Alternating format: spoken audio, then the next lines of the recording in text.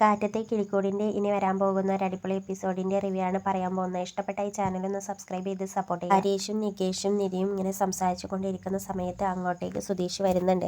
അപ്പോൾ സുധീഷ് ചോദിക്കും, എന്താ നിങ്ങൾ സംസാരിക്കുന്നതെന്ന് ചോദിക്കുകയാണ്. അപ്പോൾ നിധി പറയും, ഞങ്ങൾ സംസാരിക്കുകയല്ല, ഞങ്ങൾ ഓരോരുത്തരും ഓരോ ജോലിയിലായിരുന്നു എന്ന് പറയുകയാണ്. ആ സമയത്ത് നികേഷ് ഇങ്ങനെ സങ്കടത്തിലിരിക്കുന്നത് സുധീഷ് കാണുന്നുണ്ട്. എന്നിട്ട് സുധീഷ് നികേഷിനോട് ചോദിക്കുകയാണ്, എന്താടാ നീ സങ്കടപ്പെട്ടിരിക്കുന്നതെന്ന് ചോദിക്കുകയാണ്. ആ സമയത്ത് നിധി പറയും, ബസ് സ്റ്റോപ്പിലെ ആ പെൺകുട്ടിയില്ലേ, അതാണ് അവൻ്റെ പ്രശ്നം എന്ന് പറയണം. നിതീഷ് പറയും, അവളല്ലെങ്കിൽ വേറൊരു പെണ്ണ്, അത് നമ്മൾ സെറ്റാക്കില്ലേ എന്ന് പറയണേ. ഇത് കേൾക്കുന്ന നിധി പറയുന്നുണ്ട്, അങ്ങനെയാണോ അവനക്ക് പറഞ്ഞു കൊടുക്കേണ്ടത്? അവന് പഠിക്കേണ്ട പ്രായമല്ലേ, അതുകൊണ്ട് അവന് പഠിക്കല്ലേ വേണ്ടതെന്ന് പറയണേ. എന്നിട്ട് നിധി നികേഷിനോട് പറയും, നീ ഇപ്പോൾ പഠിക്കുന്ന കാര്യത്തിൽ ശ്രദ്ധിച്ചാൽ മതി എന്ന് പറയണം. അപ്പോൾ സുധീഷ് പറയും, അവളുടെ മുന്നിൽ കൂടെ നീ ഒരു പെൺകുട്ടിയെയും കൊണ്ട് പോകണം എന്ന് പറയുകയാണ്. അപ്പോൾ നിധി പറയും, അതാണോ അവനക്ക് പറഞ്ഞു കൊടുക്കുന്നതെന്ന് ചോദിക്കുകയാണ്. ഞങ്ങളിതിൽ ആര് പറഞ്ഞതാണ് ശരിയെന്ന് ചോദിക്കുകയാണ് നിധി നികേഷിനോട്. ആ സമയത്ത് നികേഷ് പറയും, എനിക്ക് സുധീഷേട്ടൻ പറഞ്ഞതാണ് ഇഷ്ടപ്പെട്ടതെന്ന് പറയുകയാണ്. അങ്ങനെ ഹരീഷും ഇങ്ങനെ സുധീഷിനെ തന്നെ നോക്കി ഇങ്ങനെ സങ്കടത്തിലിരിക്കുകയായിരിക്കും. ആ സമയത്ത് സുധീഷ് ഹരീഷിനോട് ചോദിക്കും, എന്താടാ സങ്കടപ്പെട്ടിരിക്കുന്നത്? നിൻ്റെ നീതു ചെന്ന് അവളോട് പ്രശ്നമുണ്ടാക്കിയോ എന്ന് ചോദിക്കുകയാണ്. അപ്പോൾ നികേഷ് പറയും, ആ നീതു വന്ന് പ്രശ്നമുണ്ടാക്കിയെന്ന് പറയുകയാണ്. അപ്പോൾ നിനക്ക് സന്തോഷമായി അല്ലേ എന്ന് പറയാണ് സുധീഷ്. നികേഷ് പറയാണ്, ഹരീഷേട്ടനെയല്ല അവൾ നോക്കിയിരുന്നതെന്ന് പറയാണ്. ആ സമയത്ത് സുധീഷ് ചോദിക്കും, ആരെയാടാ പിന്നെ അവൾ നോക്കിയതെന്ന് ചോദിക്കുകയാണ്. അപ്പോൾ നിധി പറയും, സുധീഷ് ഒന്ന് കുറച്ച് സമയം മിണ്ടാതെ നിൽക്കുക, അവനൊന്ന് പറയട്ടെ എന്ന് പറയാണ്. അപ്പോൾ സുധീഷ് പറയും, സോറി എന്ന് പറയാണ് നിധിയോടെ. അതിന് നികേഷ് പറയും, ഹരീഷേട്ടനെ ഒന്നുമല്ല അവൾ നോക്കിയിരുന്നത്, അവൾക്ക് സുധീഷ് ചേട്ടൻ്റെ നമ്പറായിരുന്നു വേണ്ടത് എന്ന് പറയാണ്. ഇത് കേൾക്കുമ്പോൾ സുധീഷിന് വളരെ സന്തോഷമാവുകയാണ്. പക്ഷേ ഇത് കേട്ട നിധിക്ക് ഇത് ഇഷ്ടപ്പെടുന്നില്ല. അങ്ങനെ സുധീഷ് ഇങ്ങനെ നിധിയെ ഇങ്ങനെ നോക്കുന്നുണ്ട്. അപ്പോൾ നിധി ഇഷ്ടപ്പെടാതെ ഇങ്ങനെ മുഖവുമായി നിൽക്കുന്നത് സുധീഷ് കാണുകയാണ്. ഹരീഷ് പറയും, സുധീഷിനോട് നമ്പർ കിട്ടാനും വേണ്ടിയിട്ടാണ് അവൾ നികേഷുമായി കമ്പനി ആയത്. അവൾ ഏട്ടനെയാണ് ഇഷ്ടം എന്ന് പറഞ്ഞ് നീതു വലിയ പ്രശ്നം ഉണ്ടാക്കി അവളുമായി. ആ സമയത്ത് അവൾ പറഞ്ഞതാണ് നിന്നെയാണ് അവൾക്ക് ഇഷ്ടമെന്ന്. സുധീഷ് പറയും, ഇത്രക്കും ഗ്ലാമർ ഉണ്ടായാലും പ്രശ്നമാണെന്ന് പറയണേ.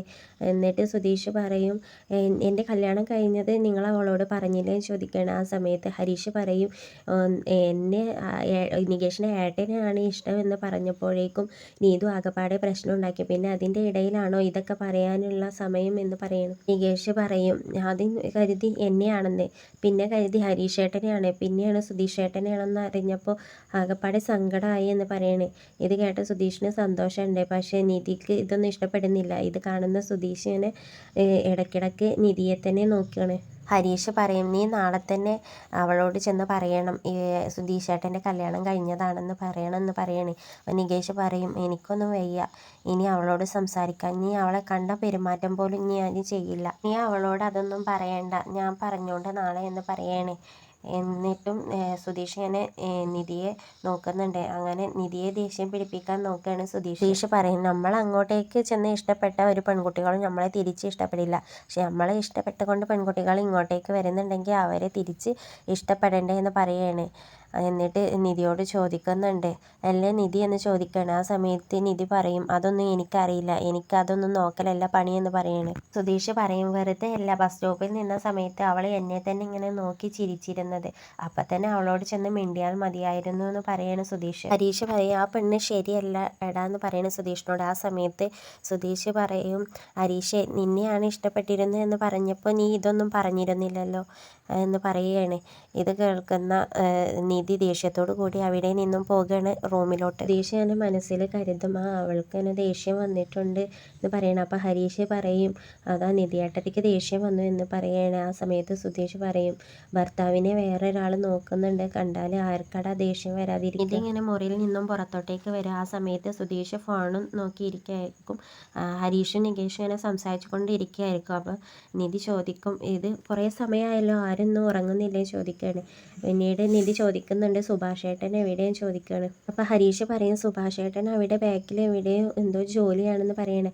അപ്പോഴാണ് സുധീഷ് കണ്ടുപിടിച്ചു എന്ന് പറഞ്ഞുകൊണ്ട് സന്തോഷത്തോടു കൂടി ഇങ്ങനെ തുള്ളിച്ചാടുകയാണ്. അത് കാണുന്ന നിധി ചോദിക്കുന്നുണ്ട്, എന്താണ് സുധീഷ് എന്ന് ദേഷ്യത്തോടു കൂടി ചോദിക്കുകയാണ്. നിധി ചോദിക്കും, എന്താ പ്രശ്നം എന്ന് ചോദിക്കുകയാണ്. ആ സമയത്ത് സുധീഷ് പറയും, ഞാൻ കണ്ടുപിടിച്ചു എന്ന് പറയണം. അപ്പോൾ നിധി ചോദിക്കും, എന്താണ് കണ്ടുപിടിച്ചതെന്ന് ചോദിക്കുകയാണ്.